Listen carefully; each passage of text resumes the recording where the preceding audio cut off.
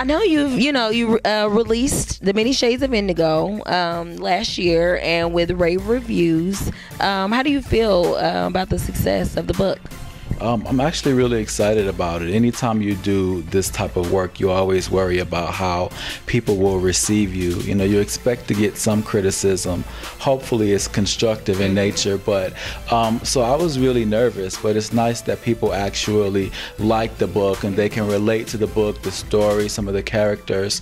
So I think it makes me feel really proud, because I think that hopefully people will get something positive out of the book and will use it to help them in their personal life. So do you think the reviews reflect what it was that you were trying to relay in the story that you were trying to tell?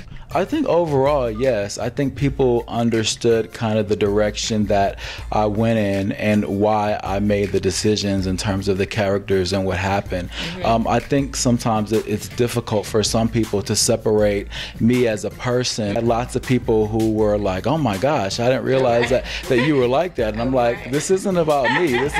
This is totally fiction." But I think people can look at some of the situations, and because the situations and the characters are so realistic, it sometimes makes it a little hard for them to separate the two. So that's probably the biggest challenge, I think, at this point.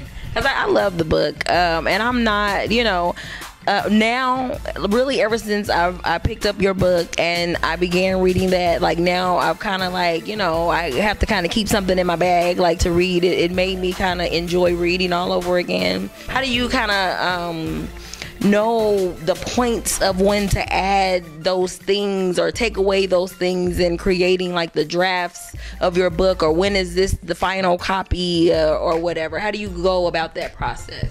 Honestly, I think I'm just really blessed in that regard, because sometimes these things just come to me in my head, and so you always worry too about, I try to push the envelope a little bit, but at the same time I want to make sure that it tells the story and that there is purpose and meaning to it. So I don't know, I just think that that's one of the gifts that was given to me, and I feel like it would be a shame if I didn't actually use that gift.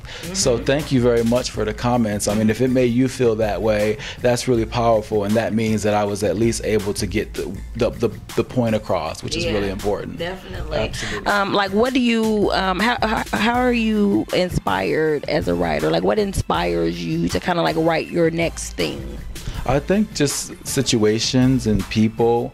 I'm one of those people who I'm driven by emotions, and so you'll probably see in the books that I write, they're going to be very emotionally driven books. It's going to make you laugh, they'll make you cry, they'll make you angry, they'll make you think, and I think that really is important in terms of being a good storyteller. So that's probably kind of my whole focus, and I get inspiration from people's situations. I mean, you can draw off that. I can draw off some of my own experiences, some of the experiences of friends, some of what I hear in certain areas, or sometimes I'm just inspired by people in general. So I think that inspiration can come in many different shapes and forms. So.